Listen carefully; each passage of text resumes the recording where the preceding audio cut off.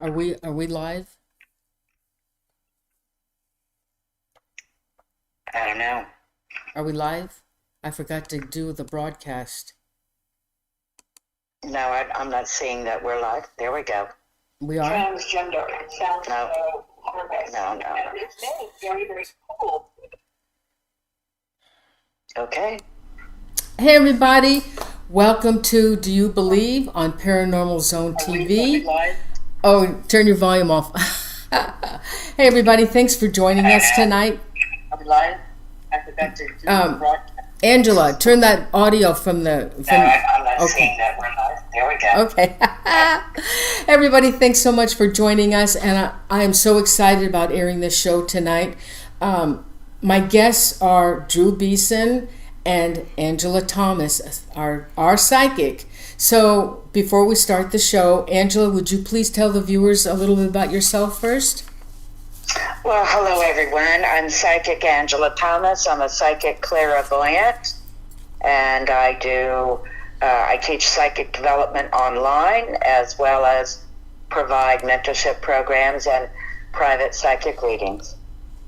Okay, and Drew, would you please tell the viewers about yourself? Hello, my name's Drew Beeson. I'm a true crime author of Sighting In on the Zodiac Killer and Paratrooper of Fortune, the story of Ted B. Braden, and also what happened, Out of Bounds, what happened to the Yuba County Five. Okay, and you have a YouTube channel. Yes, I have a YouTube channel, and I'm the host of a YouTube show called The Zodcast, mostly about the Zodiac Killer, and I'll also be featured on Peacock's The Myth of the Zodiac, which will be out July 11th on streaming on Peacock. Oh, really nice. Any information I'll add to the description of the show underneath our video when we're finished tonight. All right, so Drew, would you, for those who may not know anything about the show or about this case, would you please go ahead and give them the history on this case, please? Sure. This is regarding what's called the Delphi murders, and these took place in a town called Delphi, Indiana, and that's roughly about an hour, 15 minutes northwest of Indianapolis, kind of toward the center of the state a little bit. And on February 13th, 2017, two friends were together. One was Liberty Sherman. She went by the nickname Libby. She was 14 years old, with her friend Abby Williams. She was 13 years old, and they were dropped off by Libby's older sister to go hiking on what they call the Monon High Bridge Trail. And the Monon High Bridge is an old train trestle that's pretty much abandoned, but goes over a creek, and you can walk on it. Pretty picturesque area. So they were dropped off there to go hiking. And this is a really rural wooded area where this happened. So at 2:07 p.m., Libby posted a picture of Abby walking on this railroad track, and just enjoying their day. Took a picture of it. She uploaded to an app called Snapchat, and that's how that one picture was timed. On Valentine's Day, February 14th, 2017, the girls' bodies were discovered about 0.5 miles from the bridge. They were both deceased, of course, and under Libby's body, they found her cell phone.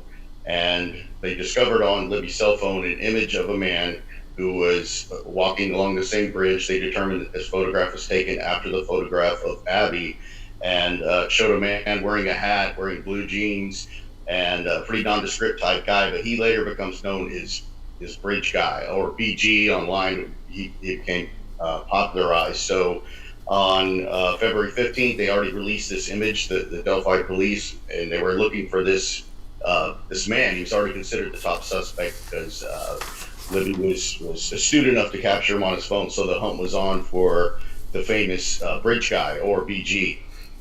Just a few more days later, they released some more video film from Liberty's phone, and it showed the man actually speaking now, and he says the phrase "guys down the hill." So that led him to believe that this gentleman was responsible for the murders of the girls, and that he was ordering them off of that railroad track down to another place where they were ultimately killed. They did later determine that they were murdered somewhere, then their bodies were moved to the place where they were discovered, and that the bodies have been staged. So that's the basics. of the crime. And then many years went by until the big break came in the case, and this happened on October 26, 2022, just last year. A 50-year-old man named Richard Allen was taken into custody and charged with the murder of the two teenagers. So Richard Allen's been in custody all this time, and it just came out recently through some affidavits and some court records that on April 3rd of this year, that Richard Allen confessed to his wife to the murders on a phone call from jail, because of course all those phone calls are recorded. So Mr. Allen confessed several times to his wife on the phone, and then she hung up on him. If anybody's seen pictures of Richard Allen now from jail, he's lost a whole lot of weight, probably 30 pounds or so. Used to be kind of a stocky guy, but now he's lost a lot of weight from not eating. He has a little tablet device in jail where he makes these phone calls from, but after his wife hung up on him that day, he literally smashed this tablet that he uses to communicate and make phone calls.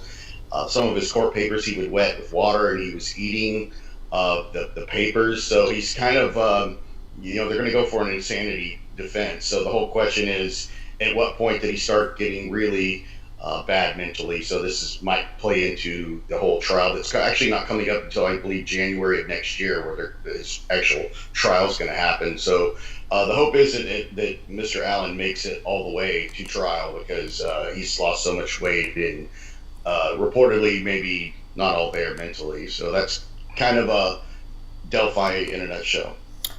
Now, what about the bullet casing? I think it was for a .40 caliber gun. Yes, I'm glad you brought that up. That's one of the pieces of one of the prime pieces of evidence they have against Richard Allen is a shell casing from a .40 caliber 6-hour pistol. They found the shell casing in between the two bodies of the girls, and although the round was never fired through the weapon, they were able to do ballistics testing just from the actual round being chambered into the weapon, where you chamber it to where it can actually fire, and then when if you don't discharge that bullet by actually shooting it out of the gun, you can pull back on it again, and it'll discharge that whole round.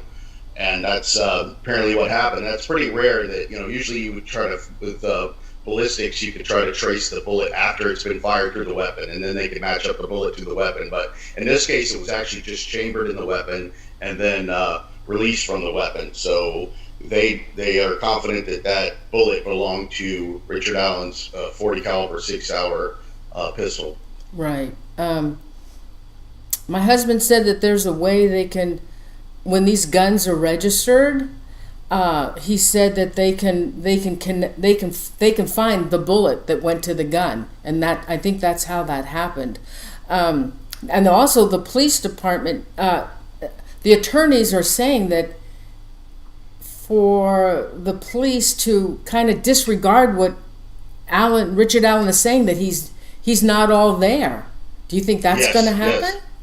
It very well could. So I think the debate is that they were saying, because, like I mentioned, he confessed to his wife on April 3rd, and now it's already the beginning of July. So there's just kind of, there's a lot of accounts that he really didn't start going downhill. I hate to use that term, no pun intended. Downhill. Until after that phone call with his wife, where he really started losing weight. The other prisoners are giving him a lot of trouble because they don't like.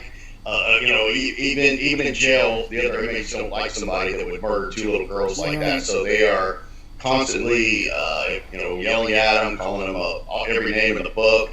They tell him that he has visitors there, which isn't true. So they're, he's really getting it bad from everybody, and deservedly so. Mm-hmm. But that could have a big, impact on the case if they claim he's not fit to stand trial or going for this insanity plea.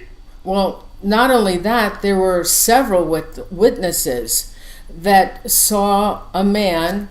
I guess they didn't know who he was, but they saw him come out through the woods in that description of the clothes that he had on, with blood. He had blood all over him. Yeah, he should have had blood all over him.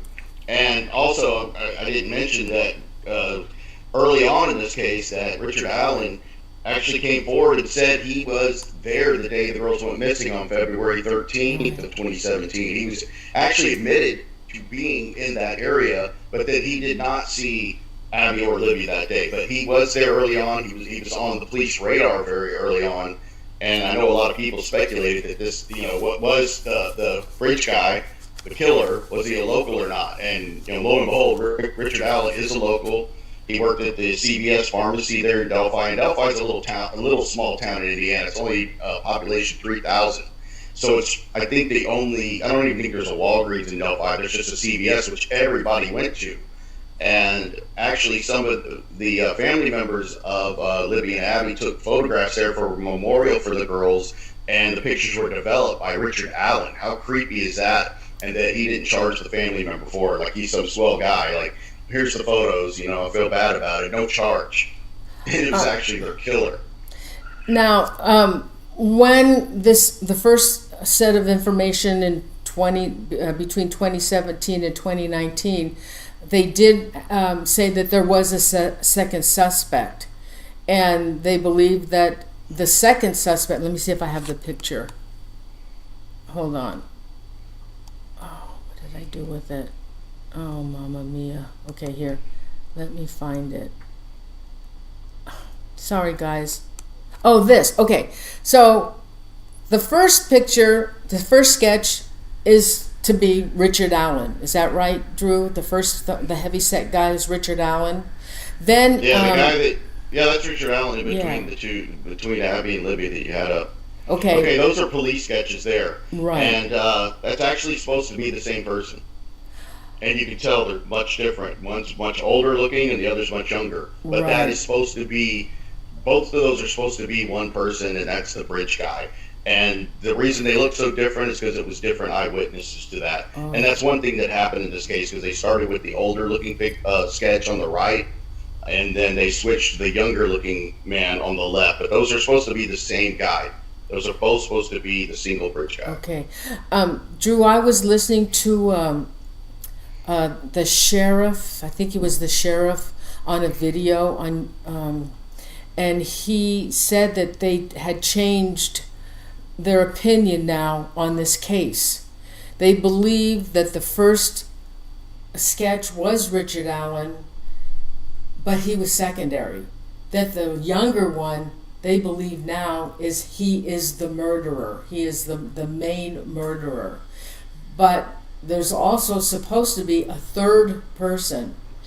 Now, before we get into that with Angela, I have some affidavits. There's a wonderful documentary on YouTube called "It's with Hannah Shakespeare," and she had created this documentary in 2019, but Lifetime wouldn't release it because the case wasn't solved. So she held on to it, and she finally released it in 2023, this year. And so she did a really good job in questioning witnesses and questioning the law enforcement, the sheriff's department. And she had asked the sheriff's department, she said, you can't keep doing this. People want to know. They want to know what happened to the girls. And the sheriff said, well, we're not going to release it. And she said, why? And he said, because the families don't want them to know what happened to the girls. And when I heard that, assuming it was really bad, what happened to them. And so after she had gone to them and begged them to please release information, she got in the mail a packet with some affidavits. And she posted those in the video, in the documentary. Well, I captured 4 of them. They were dark, and some were redacted. They were dark like this. But I can read that. I can read what they didn't cross out. So I want to read to you what I have. Angela and Drew, is that okay that I read these affidavits that she has? Just to give some more insight on this case, but Angela will finish this. So, all right, so this is what it says. This is in black. What she highlighted was On February 14th, 2017, at approximately 12:17 p.m., victims Libby and Abby were found dead with wounds caused by a sharp weapon. And then above it, it says Libby and Abby were presumed to have made contact with, and it's in black, approximately at 2:13 p.m., based upon the analysis of Libby's cell phone, which recorded the video. Now, another thing that they finally released off of her video was one of the girls said, gun. All right. Now, and then also it says a large amount of blood was lost by the victims by the crime scene because of the nature of the victim's wounds.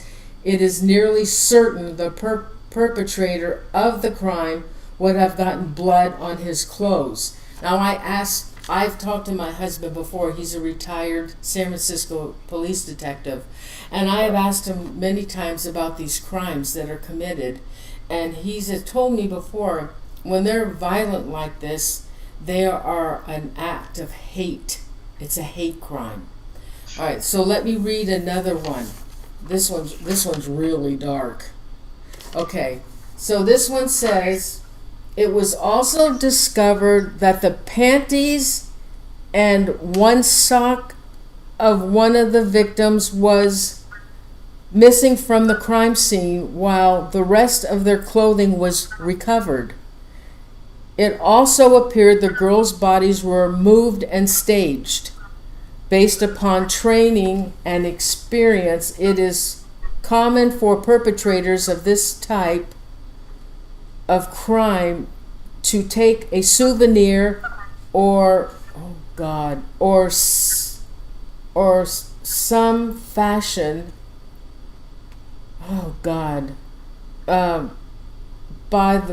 this is really hard. Anyway, in other words, they take a souvenir from the crime scene. All right, another one of these. A suspect has been developed of a white male wearing a blue jacket with a heavy physical build, wearing a cap and blue jeans. The development of this subject was made by a 43-second video taken on Libby's phone, where the suspect follows the victims as they are walking on the Monon High Bridge Trail. Near the end of the video, the suspect speaks to the victims saying down the hill, but they left out guys down the hill. It sounds as though he is directing the victims to leave the trail they were on and enter the wooded area below. No person has come forward and identified themselves as the person who met the victims and made the statement in Libby's video. Therefore, it is believed that the person in Libby's video perpetrated in the killings. And I got one last one. Dark. All right. Libby and Abby had no visible signs of struggle or fight. During the processing of the crime scene, investigators located unknown fibers and unidentified hairs, which may later be used for comparison of similar fibers. That's new. So what do you have, Drew? Yeah, all that is correct from what I've been hearing. You know, the bodies were staged. I know early on they were talking about maybe some of the hairs could be from Richard Allen's cat. Could be some of those, something else that's going to place him there. And I think there were stories earlier on before some of this stuff came out that the cat had passed away and he buried the cat in the backyard and they had dug the cat up to try to match some of the cat hairs is out there. So yeah, everything you're saying is correct. And I think they did. They've known all along that the girls were stabbed, obviously, because the police found the bodies. But like Ms. Shakespeare was saying in the video, the police did not want to release that information even before the family said not to, because they didn't want that getting out there how their daughters died. But they were keeping that information to themselves in case the killer was ever identified. So they did that for a reason. They didn't Right. do that to starve the public from information. They did it to protect the integrity of, to try to get a conviction on when and if they ever found a suspect, and now they have that suspect. So it's probably all going to come out in the end when Allen's finally convicted, because we know Richard Allen is the prime suspect in this case. He 99% sure he is the bridge guy. Now we still don't know if he had a co-conspirator, and there's names that are out there that Andrew could help with if he acted alone or not. But we know Allen is definitely involved. I mean, outside of his confessions, it's pretty much a lock that he's there. Let's see, in March of 2021, Angela and I aired a show on the Delphi murders. All this information was not available at the time of our airing of the show. And I was listening to the show today. I couldn't finish all of it. It's amazing what she came up with, because what she said in 2021 is now what they're saying. So I want to talk to Angela about, and what she said on the show. She has so much information on this case. Now, Angela, you said something, and I was told this thing as well, to be careful what I say about the case, because I could have my life threatened. And you had said something like that on the show that night, about if you had put out emails or something, that you would feel that you or your family would be threatened. Do you remember saying that? I don't remember saying that. I do remember being very cautious about not giving the names that I had for 3 suspects, because I did not want, like the FBI or someone knocking at my door.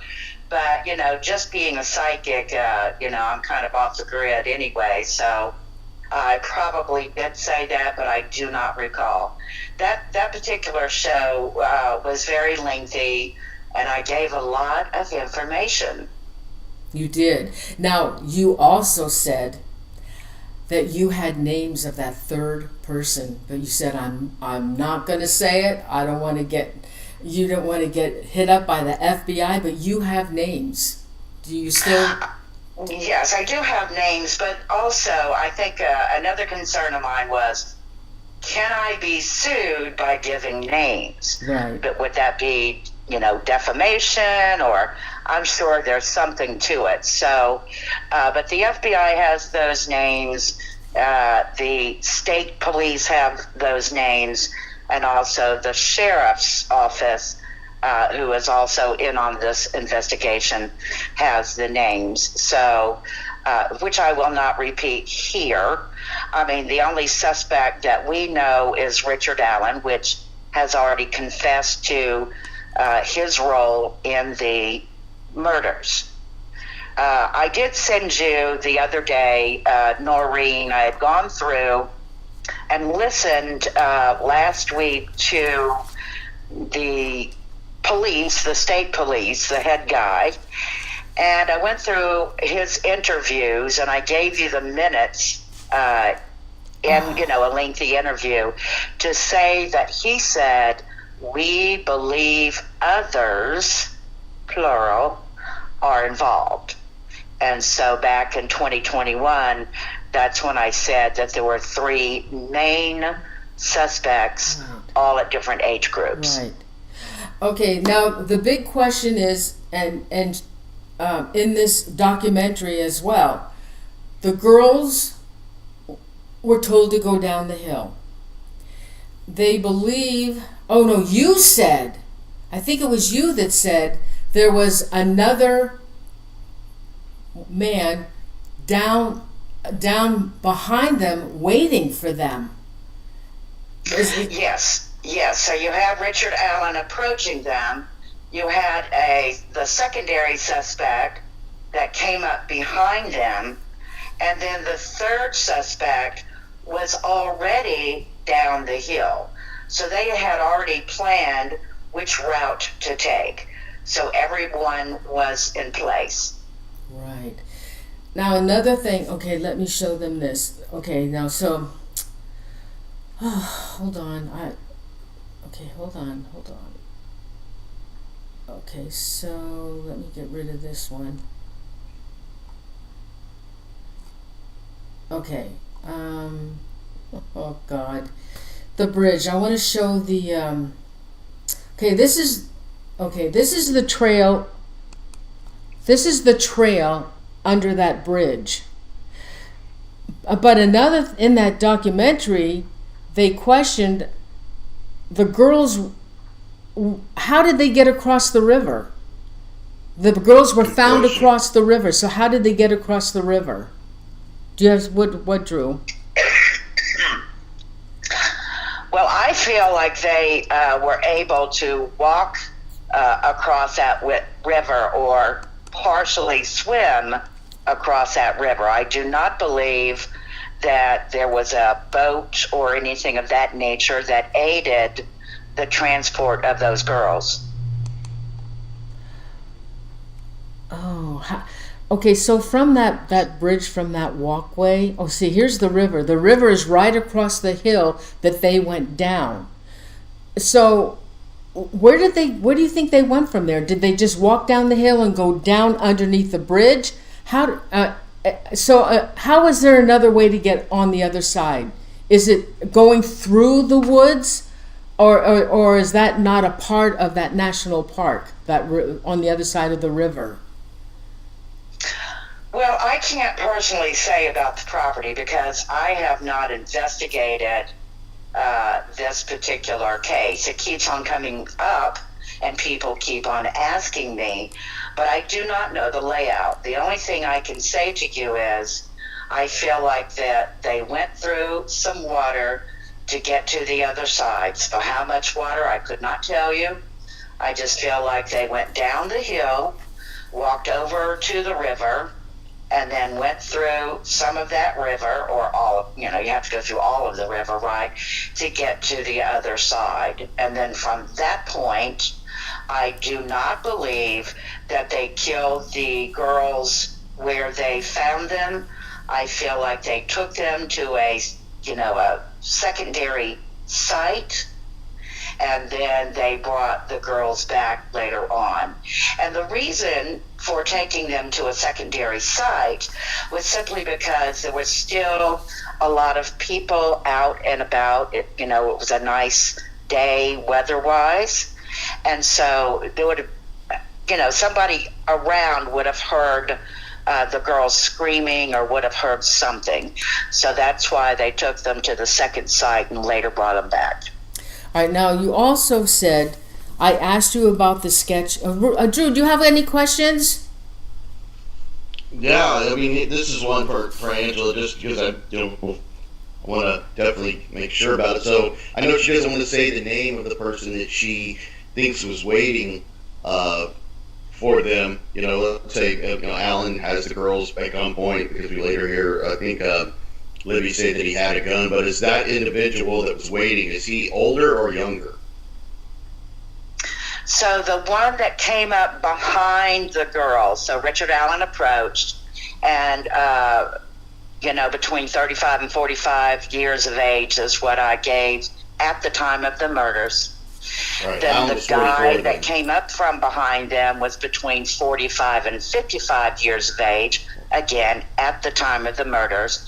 And then the young guy, which I feel was from 18 to 25 years of age, was already down the hill. Oh, okay. That answers that.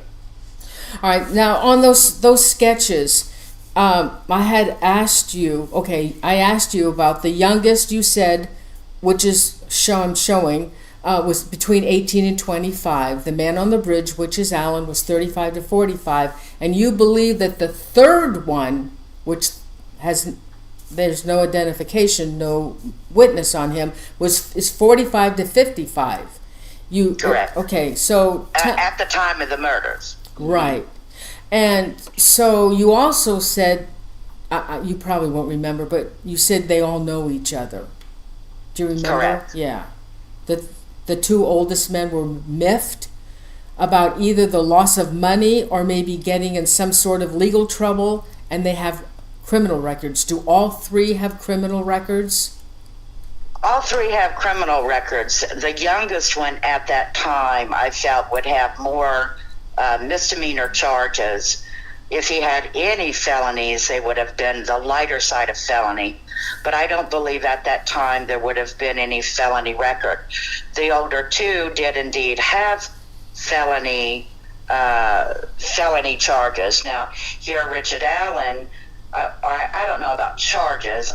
They've committed felons, let's put it that way. So I believe that this was out of revenge. This was not, wow, there's two young girls, let's sexually assault them or let's scare them and let's just kill them.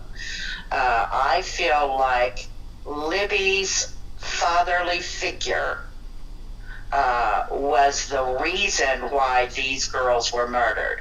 As far as Abby goes, she was just, in the way. She just happened to be with Libby, but Libby was the target. Mm. You also said that you felt that Libby's family, one or more family member, that they knew what could happen. The primary suspect had already made threats. They had not been open and honest with the law enforcement. And one or two of Libby's family have done their own illegal things, more like a mother, father, or brother. Correct. So I know the fatherly figure throughout our interview, and still today, there's something about the fatherly figure. So whether that's a criminal record, or I believe I've heard that he had a criminal record at one time, but I found out through the documentary that was just released a month ago that I spoke about another male that came to Libby's household routinely, which was between ages 20 and 30 years of age. Through the documentary I just saw last week, come to find out that is a relative who did indeed spend time in prison. So I feel like the younger male and the fatherly figure of Libby had a whole lot in common. Okay, yeah, because you had said that Libby, the youngest man, she may have known him but not socialized with him. A brother or a cousin could have been the guy could have been a brother or a cousin to one of her friends. That's what you had said. Right. So, I'm not talking about the 20 to 30-year-old that comes to Libby's house quite often.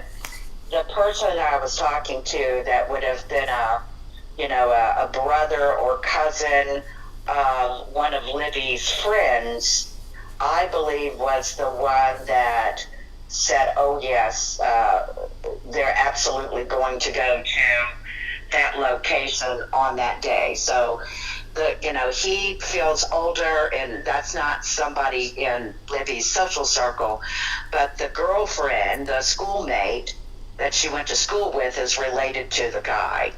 So everything is so complicated and convoluted in this case.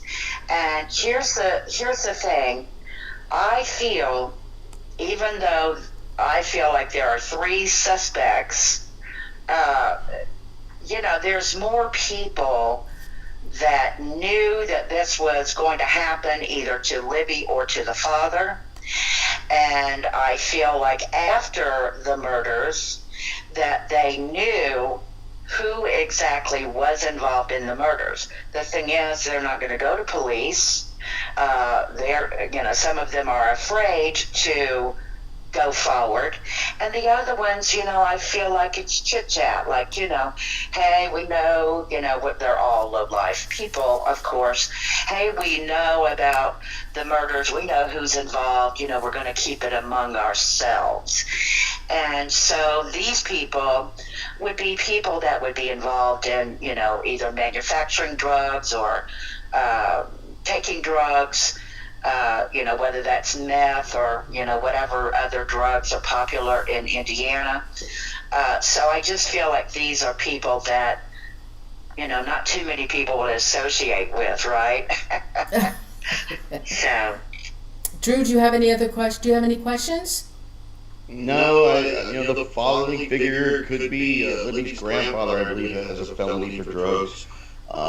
He comes up quite a bit. I think there's probably quite a few people that have, drug charges in Delphi. It's just, a small town, and there's, unfortunately, you're going to run into a lot of people with records like that. Just people, maybe they got their life in order after they serve time, but they're just probably trying to make money and trying to survive. I'm not, excusing it, but they're probably going to run into a lot of, an undercurrent like that. It just makes everything so much more complicated when you're dealing with people that have been in prison or not, and vendettas and stuff like that. I think that made this case really difficult because there were so many people like that running around Delphi that could have done this.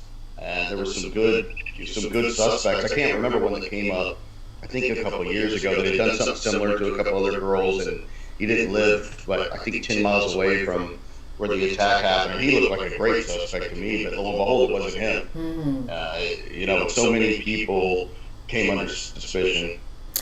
Drew, what about and Angela had mentioned this in the show that we did on in 2021. One of they had somebody by the name of Klein that he's involved in porn. Yeah, tell us about it. Yeah, Pagan Klein was a young man. I think he was from. I can't remember. He wasn't from Delphi. He was from the town that was really close by, and he was communicating with Libby through Snapchat. He was catfishing her. You know what that phrase means, where he used somebody else's photograph, and he was claiming that to be his. And what he was doing was trying to get young girls to send them nude photographs of them through the phone, because the girls seeing that would think that he was the person that they were seeing the photo of on this app. And Kagan Klein used the name Anthony Schatz. It was the name he went by, and he took a photograph of a real person that was a young firefighter somewhere, but really attractive looking model type looking guy that you could see, a young girl like Libby wanting to communicate with. And it is a fact that Kagan Klein was messaging with Libby on the day they went missing, on that February 13th. So Klein comes into this, could be the third suspect, he could be the young man that Angela is seeing. Klein was convicted of some being in possession of child pornography, because they found it on his 2 or 3 phones that he had. And he's often speculated, was he involved in this somehow? Did he help Richard Allen to know where the girls would be that day? At minimum, did Kagan Klein help them to find where the girls were? We still don't know. Maybe investigators already know this and it hasn't come out. He had, I think, 25 charges against him at one point, and they dropped 5 of the charges not too long ago against Kagan Klein, so they thought maybe he was already trying to cut a deal about what he knew about Richard Allen. And it's also theorized that maybe Klein's known Richard Allen for some time, but that link has not been proven yet. Well, I do recall 2 years ago in the interview talking about pornography, about, more about violent porn or torture porn, or, that kind of porn. And I did not give any names, of course, to anybody. I think you said Kagan Klein is in jail now with charges. But, it's just absolutely awful. You'll just have to go back and listen to the full interview to get all the details. Yeah, and Kagan Klein's father, I can't recall his first name. I know a lot of people know the case better than I do. But I think his father is somebody else that speculated upon heavily, because I think he's got a criminal record as well, and maybe dabbled in some of this stuff that his son was doing. So he's another person that's out there. Again, they got another person that could have had some involvement here. Oh, hey guys, hold on for a minute. They're telling me, Drew, that you're echoing. Let me see. Can you guys still hear an echo? I don't hear it. No, they're hearing it on the YouTube. And I see that the audio from the desktop is on, but I don't know how to shut it off. Are you still hearing an echo from Drew? Test. Do it again. Better? I don't know. Can you let me know, guys? I need to know now. Oh, no. Oh, God. I don't know what to do. Not from you. It's okay. Oh, my God. I don't know how to fix the echo, guys. I'm sorry.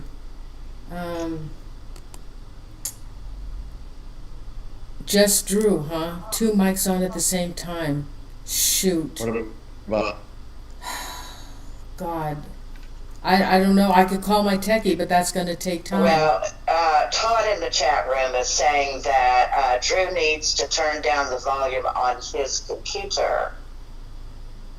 Really? I hear, okay, you want to try that, Drew? Okay, now I'm a little bit too low. Isn't my microphone should be working? I have a mic here. Am I still too low, guys? No, you're doing fine. I can hear you well. Yeah, I'm looking at my bar and it's going, and I have my microphone. Well, if Drew turns his down, do testing, Drew. Yeah, I just turned it down. Let's. Yeah, you're low. All right, is it still echoing with Drew? Test. Test. Okay, is Drew fine now? Yeah, do test. Yeah, is he still? Echo.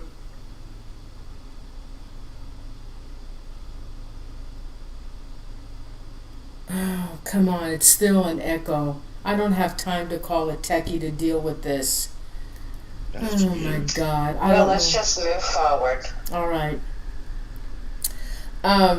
Okay, so now, Angela. Yes. You had said in the show that we did, that you had talked about how there was a delay in releasing. Do you remember what you said? That someone in the law enforcement or in the sheriff's office, one of them that worked there, knew the primary suspect. Do you remember? I do remember saying that. Mm-hmm. Oh, well, you want to tell the viewers?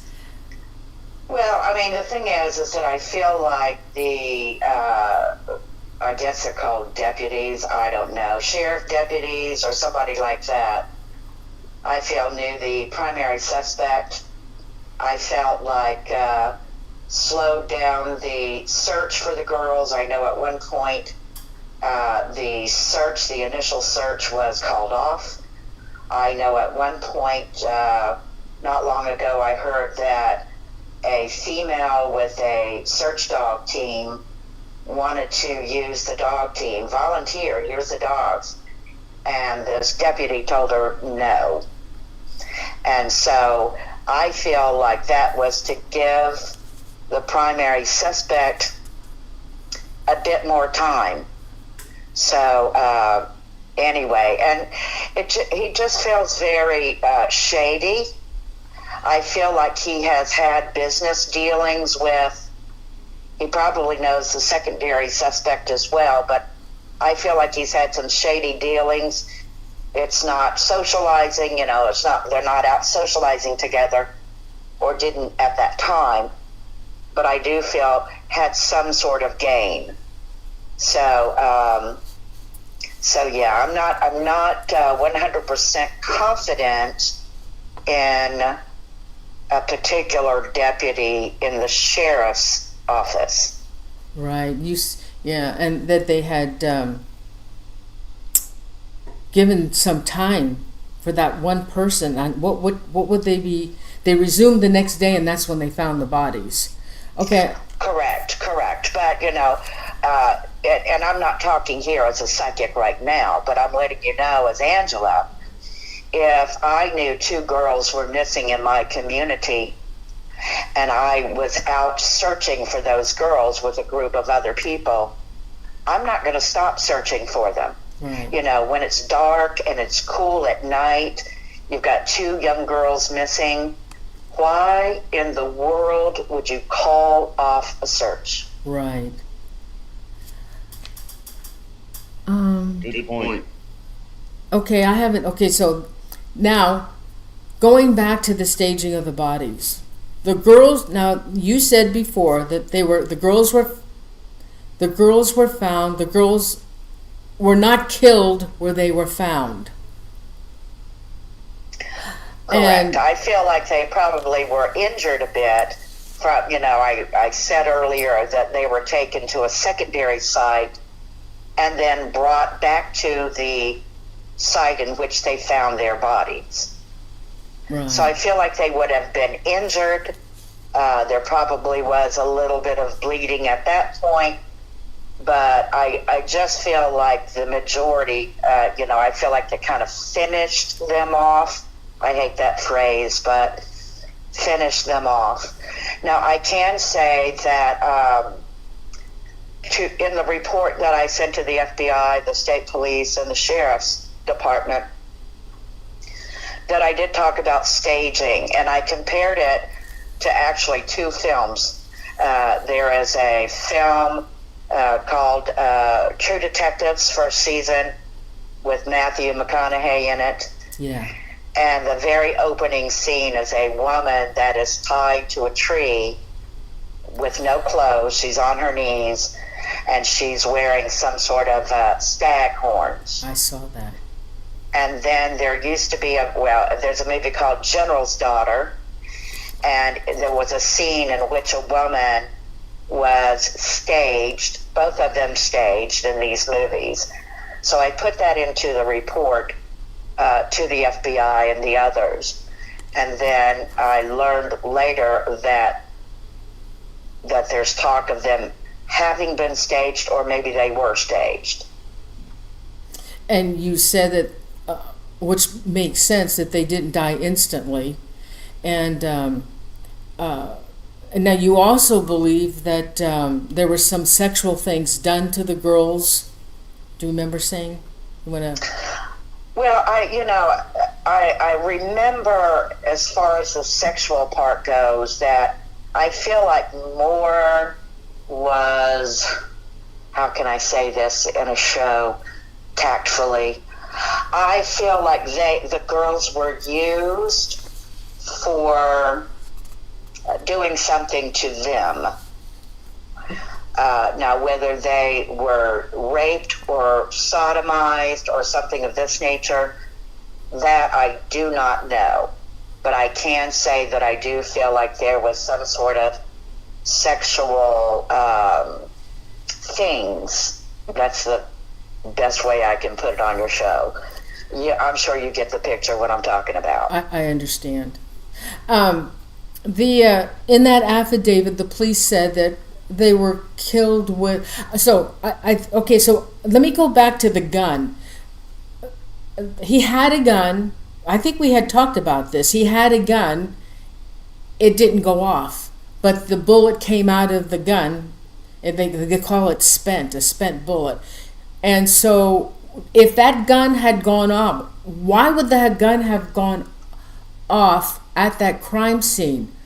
Do you think that when they transported the two girls into the open woods, which it was not a hidden area, that they had planned to use the gun instead of a sharp object? If the gun had gone off, is that how they would have been killed?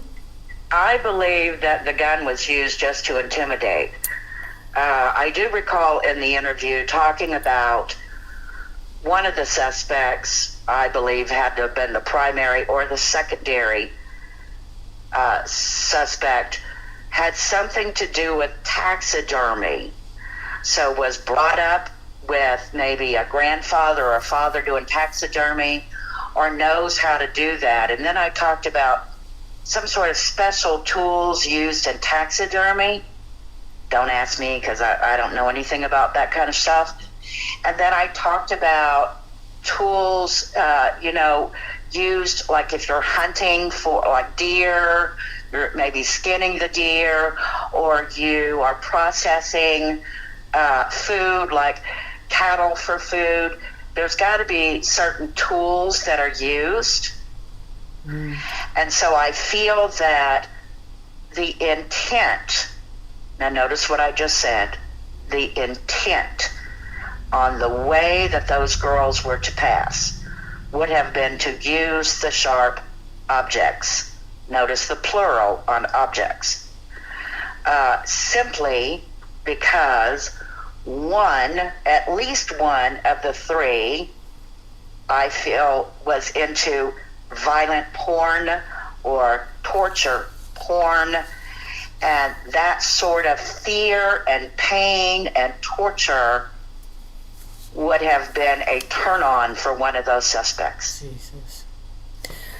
Do you think, okay, so Libby, her phone wasn't, I don't think her phone was found in her pocket, but I think it was found by her body. And obviously, by her body, Drew? Was Under her body. Under her body? Now that's weird. How did the phone get under her body? Don't you think they would have seen it? Could be why he forgot, didn't think to take it, because they think that he did take Abby's phone. Oh, okay. Oh God, what was I gonna say? Okay, so they didn't take her phone, and that's how they got the video and the audio. Don't you think that there's something more on that phone? And obviously they're not releasing, but don't you think there's more on video on that phone? She must have left it on. I do believe that there is more on that phone. To what degree, who knows, right? But enough for investigators to kind of follow the pattern or follow what's on the phone. But I don't feel like it's the tell-all, be-all from the time that Libby took the video of the guy on the bridge till her death. I don't feel like, she was able to film it.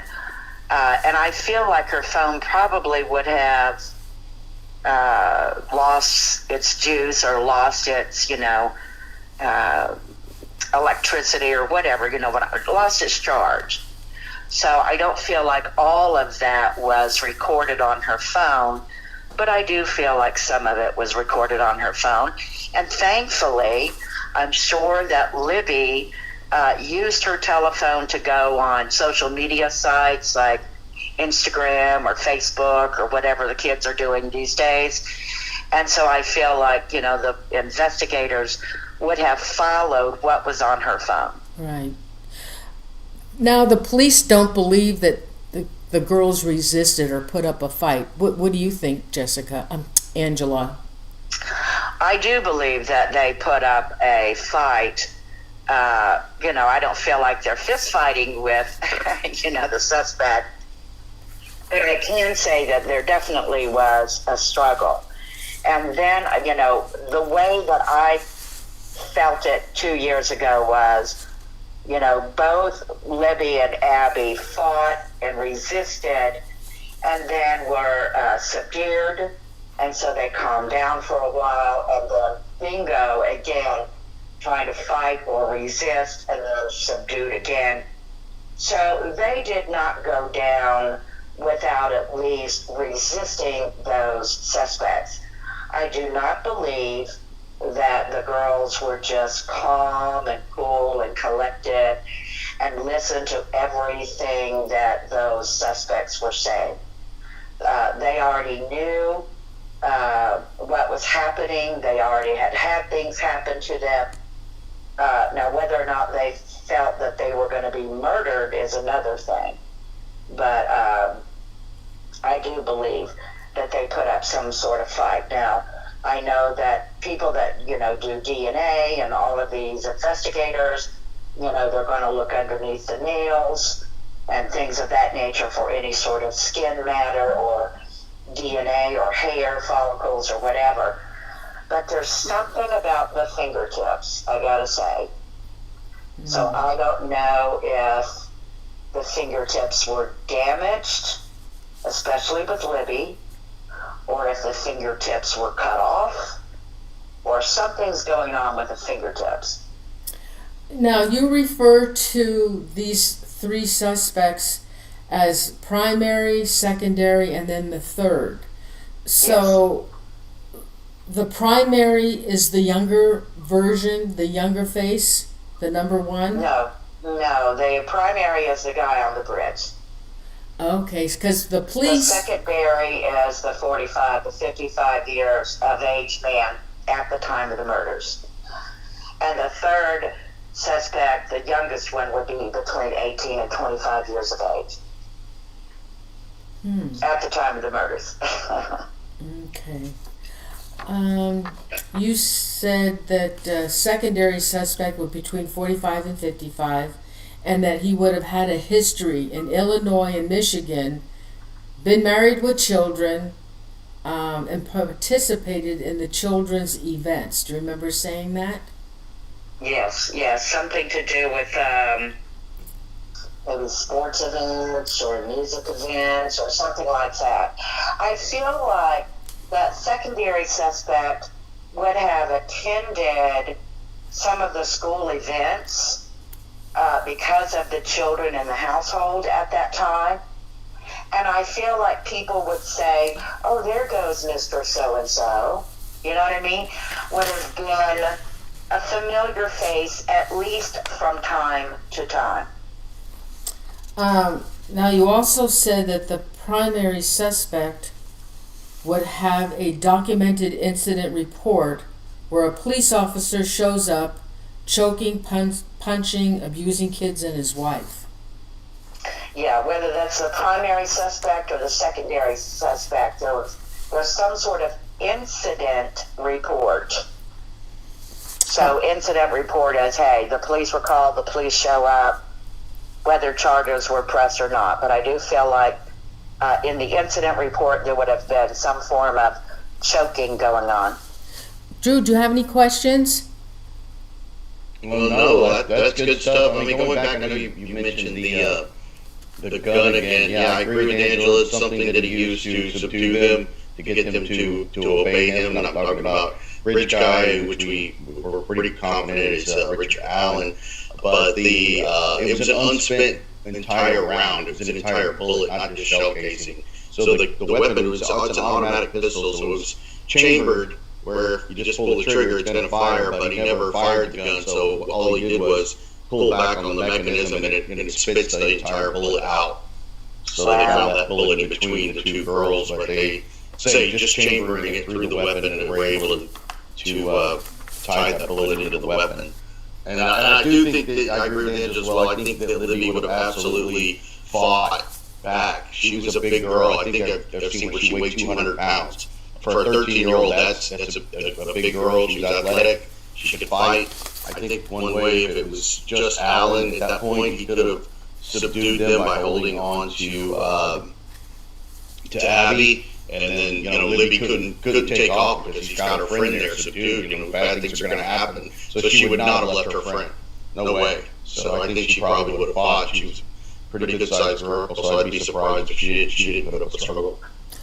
Angela, now, you also said that you believe that some people do recognize the sketches and they know who these killers are. Yes. And they are encircled with criminal buddies. But these people that know who they are scared to death to come forward for afraid that something may happen to themselves. Correct.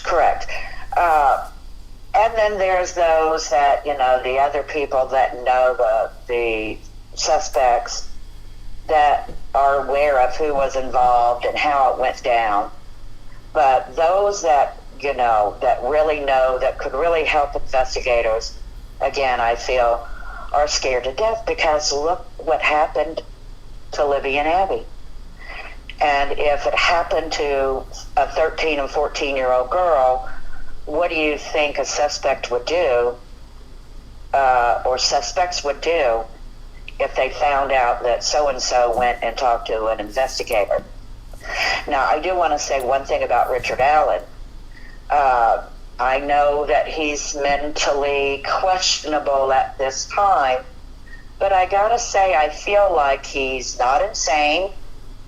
I feel like he knows exactly what he's doing.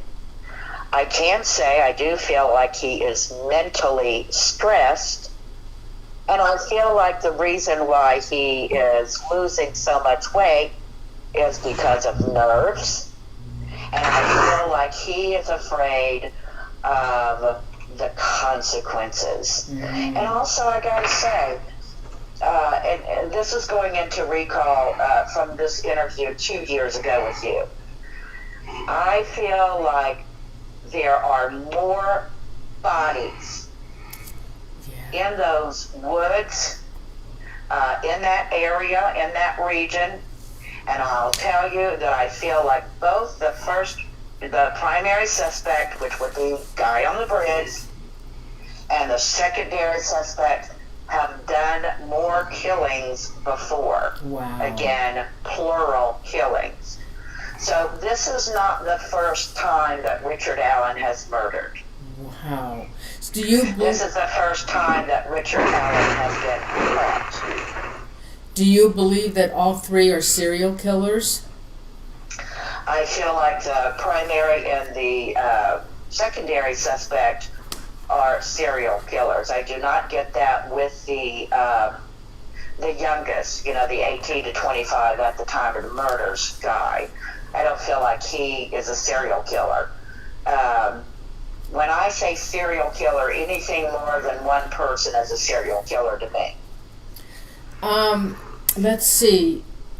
Oh, you said the secondary. Okay. Oh no, you said two of the suspects. Oh God, was it the? I think it was the primary suspect. I'm sorry. Is getting ready to get into a big legal something or so terrible that he will be caught at it. Oh, okay. If I remember correctly, I did say that I felt that the youngest one, primary suspect, would be in big trouble, in big legal trouble, and that he would then spill the beans. Oh. You know what I'm saying? Oh. Like, okay, he's the rat among the suspects. So I feel like the youngest one, is just, I feel like he's going to tell as much as he can tell to reduce whatever type of sentence or sentences he may receive. Wow. Drew, do you have any questions? No, I was going to ask that question. Hopefully I'm not echoing because I unplugged my primary mic. Oh. Hopefully you can hear me at all. Well, I think there's an issue on my program, and I'll have that corrected for the next show. I believe I know what it is. Okay. All right. No, actually answer that. The main question is, well, for me would be, has Richard Allen ever done this before? But she's saying yes, because it would be really strange to just, he just start out with a murder like that, with these two girls involved, and it would be pretty surprising if Richard Allen or his accomplices had never done this before. You're just going to start out with this brutal, sadistic murder of two girls. Locally, he lives there, in a small town, like somebody mentioned in the chat. How did no one notice Richard Allen working at the CVS? Nobody noticed the guy, and he was there. He's on the police radar early on. Like I said, he admitted to being there on the day that the girls went missing. Of course, he said he never saw them, but it's amazing that it took that long to announce that Richard Allen was involved. But to answer that question, well, it would be really interesting to find out, unless you know, Drew, what type of work history Richard Allen has had, because I do not feel that he's always been a pharmacy tech. Yeah, he had been at CVS for a long time. He had, he was never a pharmacist, but I think he had a pharmacist assistant license or something like that. He wasn't a full-blown pharmacist, but he had a some kind of a license to be an assistant pharmacist. Yeah, but I mean, prior to that, like, you know, in his earlier years and all of that, I feel like there was some sort of job hopping or didn't stay too long in certain jobs, and then, you know, now he discovers CVS or whatever led him to go down the path in pharmacy, you know, work. Jessica, you also said that the primary suspect was involved in human trafficking. Do you remember what else you said? I do remember saying human trafficking, and so it would be more than just, you know, here's a little 15 or 16-year-old girl, and I'm going to sell her to, you know, some John, and then I'm going to use her over and over again. I feel like some of it would be, I'm kidnapping this girl, or these girls, you know, at different points, and literally selling the girls to another. I do want to say I felt like there were some boys in there, but more girls than boys. Wow. You also said that, now I don't know if this is two of the suspects or just the primaries, a sociopath, crazy, very angry. Mm-hmm. Anything can set him off, and he's probably bipolar. Yes, that's that secondary suspect. I feel like if, you know, you could sit down and have a great conversation with the secondary suspect, you know, you would probably say, man, he is such a good conversationalist. But then it would be, you know, if you looked the wrong way or you used a certain word, or, you know, these people that go from okay to not okay instantly, I feel like things set him off very easy. So yes, he's, to me, out of all three suspects, it's the secondary suspect, you know, 45 to 55 years of age at the time of the murders, which is the scariest individual. Why do you think, well, maybe he has, I'm not sure if he's spilled the beans yet, but do you think that Richard Allen would come forward and name the other suspects? I can say I don't know. I really don't know if he will. I get nothing psychically on that.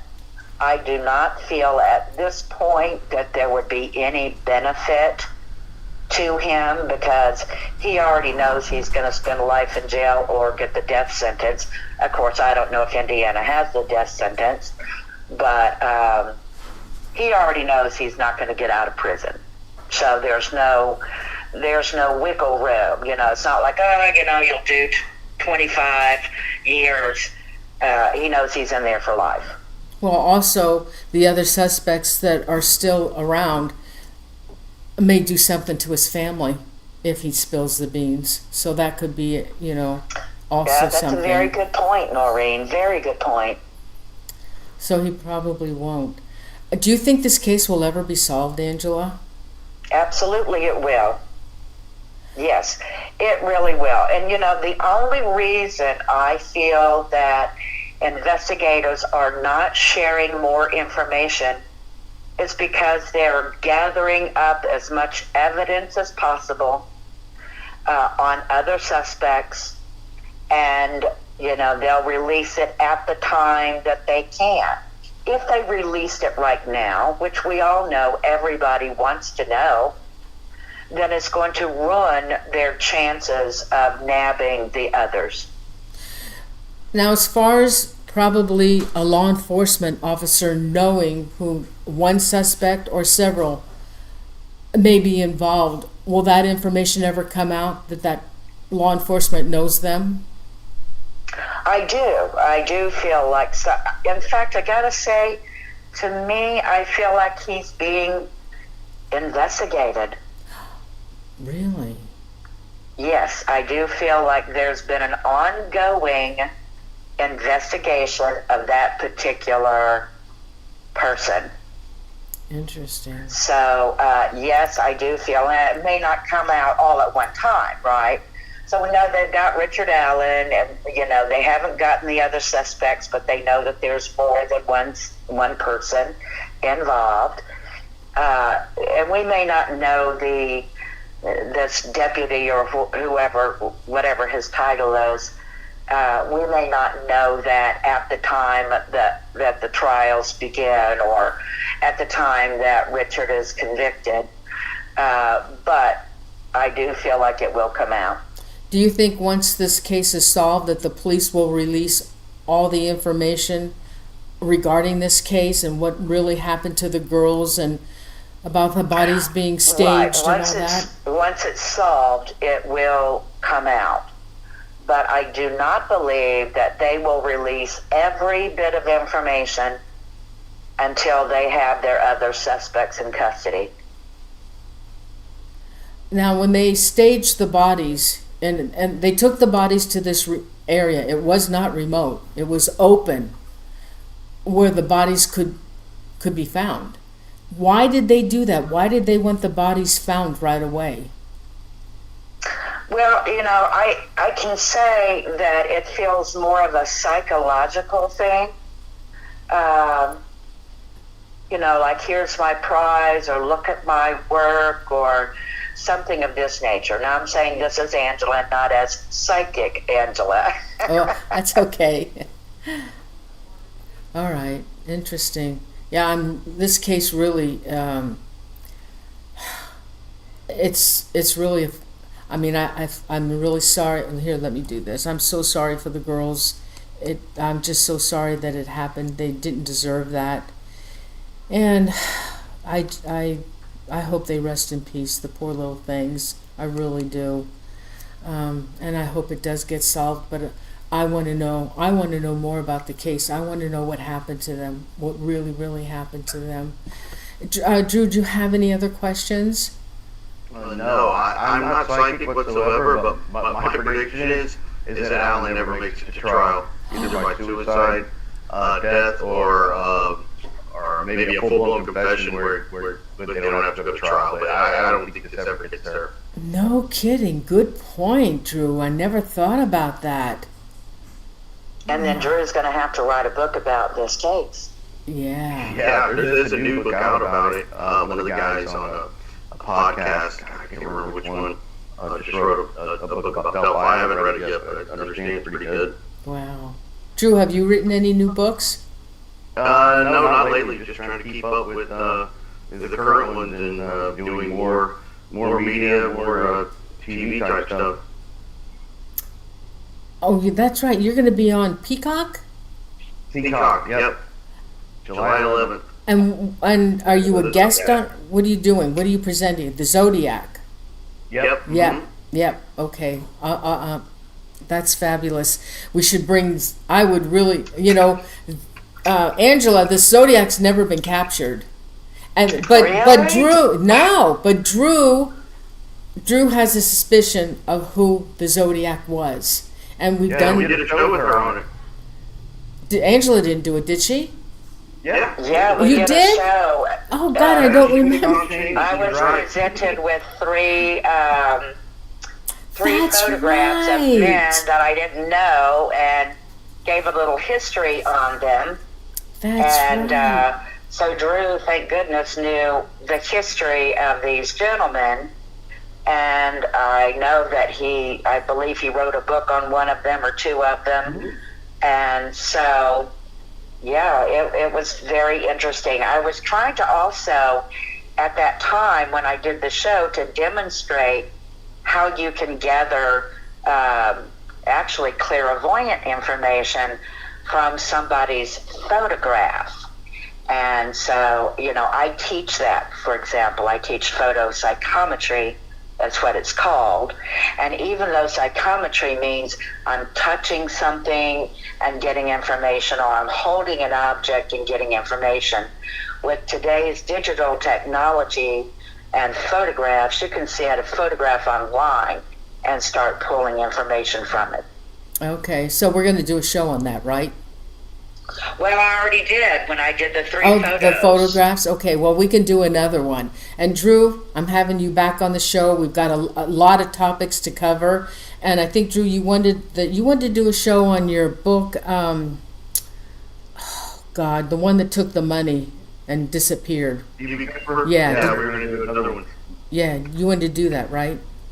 Yeah. Okay. This guy did it. Oh gosh, I hope everybody. And so, is there any more questions, Angela? Do you want to add anything to this case? No, I'm just eager to find out what the results are. I mean, I was just so flabbergasted that somebody did a documentary and listed so many things that I had said in the interview 2 years ago. My only disappointment with that particular documentary was the fact that they questioned, well, how did Richard Allen get that girl across the, or how did the suspect, thinking there's only one, how did he get 2 girls across, through the river by himself? And I was thinking, why don't you think about how could he do that? Maybe another person or 2 were involved. Yeah. So, yeah. Absolutely. Drew, do you have any other questions or any comments? No, that was great. That's, kind of, what's remaining to find out is what we've been talking about. What, did Alan act alone? Did he do it before? Who was with him? We talked about, the one person that could be the young person that's, one day find out if Katie Klein was involved in this. Another person that's talked about a lot is a guy named Ron Logan who owned the land near where the bodies were found. It was not Ron Logan. I know that Ron Logan had some shady things going on himself. But I can tell you one thing, it was not Ron Logan. And if they ever say it's Ron Logan, it's because they're extremely exhausted with the case. I'm going to tell you, Ron Logan was not involved in that. No, that's good to know. My friend agrees with you. Michael Suda, who knows this case far better than I do, who's done an incredible timeline. I'm going to have him on my show soon to break down the timeline which he's done. I mean, he's a philosophy professor, and he's super smart, and he's done a lot of work on this case. And he's done this detailed timeline that he's laid out in PowerPoint that is amazing if you're a fan of this case. And I'm going to have Michael on soon to talk about it. But he agrees with you that Logan didn't have anything to do with it. Logan did lie about his whereabouts. I think on the day that the girls were found, or maybe the day the girls went missing, but that was because Logan had already had a prior legal trouble in the past, and I think he went to a bar or something, so he couldn't admit to where he was. That's why he lied. That didn't mean he had anything to do with the murders, but that he couldn't tell the truth. So he agrees with you that Logan didn't have anything to do with this. And he was looked at a lot in the beginning. I mean, there were people that were swearing up and down that Ron Logan was the killer. Wow. No, he wasn't the killer. So, Drew, if you will give us again where we can find your show. Sure, it's on YouTube. It's my name is under Drew Beeson, True Crime and Missing People. My favorite subjects. And what about your website, Angela? My website is psychicangela.thomas.com. Awesome. Okay, both of you will be returning. I can't wait to have you back. I should be in my studio in August, hopefully, get my studio back, but this is working out okay, I think. I'll get that audio. Wonderful. I'll get that audio fixed. Angela, thank you so much for joining us. You're It was a welcome. pleasure. It was a pleasure to have you. Always. Thank you so much. Good Bye, night. Drew. Bye, Norene. Bye, Thanks. everyone. Thank you. Bye. Thanks. Good night.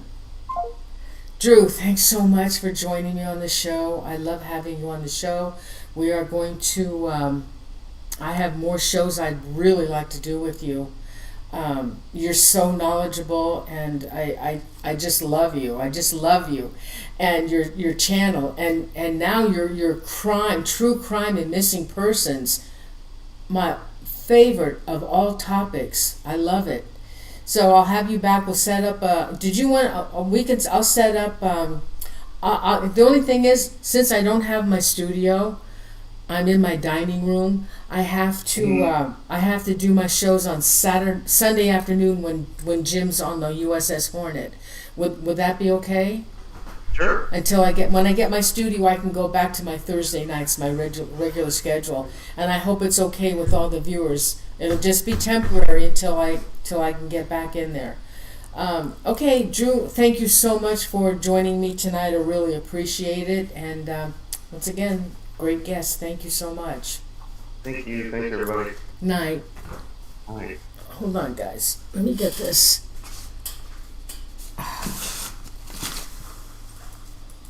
Okay. Hold on.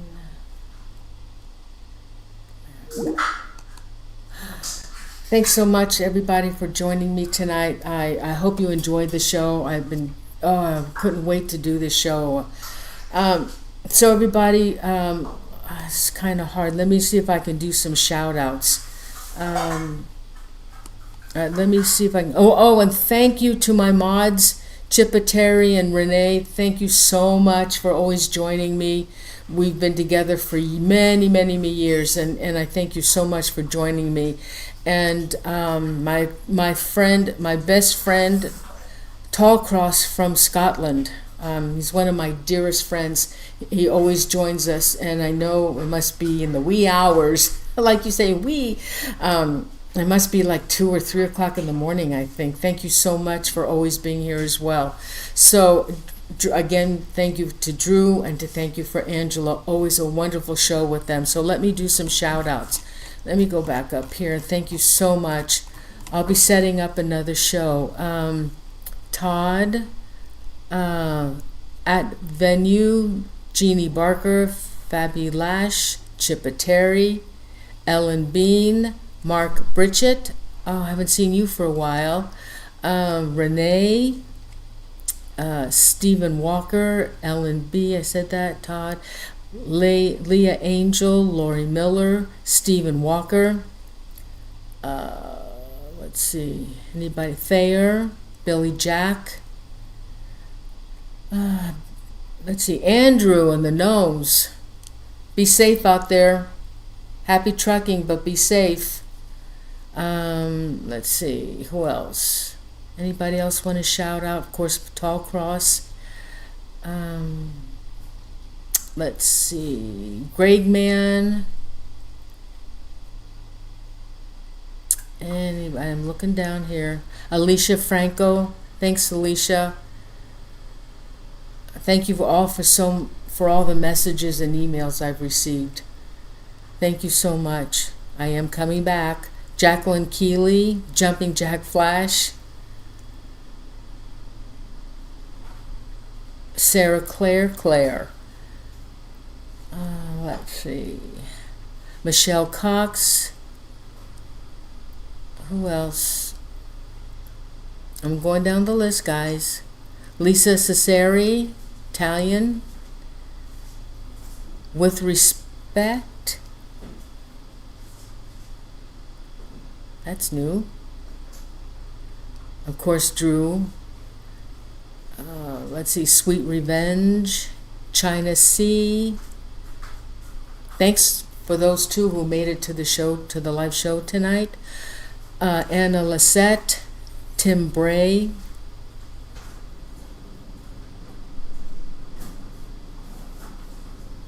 Okay. Keep going. Sorry, guys, I'm looking down the list. I don't want to miss anybody. Oh, I saw, I'm not on Facebook. My girls usually let me know when I get chat money, and I think it was Andrew that sent me some chat money. Oh, I'm sorry, I can't get into Facebook. I'm so sorry, but I think it was Andrew, and if anybody else sent me some chat money, thank you so much. Thank you so much. I'll keep bringing you the shows. Let's see. I am Alpha. Okay. Missed you all. Yes, we did. We missed you all. Thank you so much. And to my mods and all those who joined me tonight and my friends, thank you so much. I'm going to end the show now. I am going to set up another show. I'll just have to temporarily, I have to do it on a Sunday afternoon, okay? And I'll post the show, and I'm gonna talk to my techie tomorrow and have that audio. I know what the problem is, and he's gonna have to fix that for me. And Robert, if you're listening, we got an issue with echoing. So everybody, I love you guys so much. Pray for the girls. I feel so bad for them. They didn't deserve this. Say your prayers for them. Or if you do prayers, keep them in your prayers, okay? I love you guys, and thank you so much. I'll see you at the next show, and I'll be setting up one for you. If you have any requests for shows, send me an email, ParanormalZoneTV@gmail.com. Love you guys. Good night, and have a happy 4th of July. Thank you. Love you guys. Good night.